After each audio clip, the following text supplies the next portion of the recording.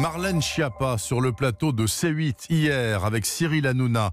Ça a duré jusque très tard dans la nuit. Oui, l'émission s'est terminée un peu avant 2h du matin. Un grand débat co-animé donc par la secrétaire d'État à l'égalité entre les femmes et les hommes et l'animateur habituel de Balance ton poste. Et voici ce qu'il faut en retenir avec Jean-Jacques Herry. L'image de la soirée, c'est celle de Marlène Schiappa en maîtresse d'école aux côtés de Cyril Hanouna, devant son tableau blanc et son stylo Velleda à la main.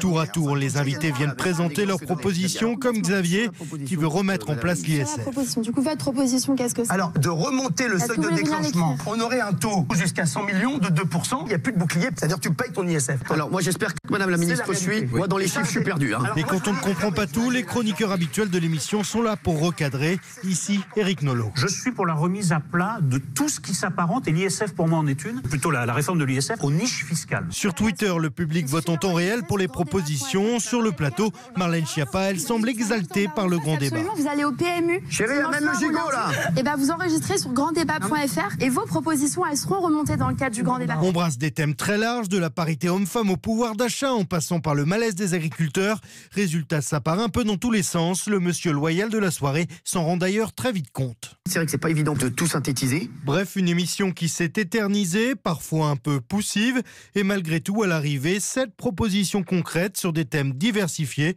et qui seront transmises au gouvernement. Des propositions comme l'abandon de la TVA sur les produits de première nécessité ou encore une peine planchée pour les fraudeurs fiscaux.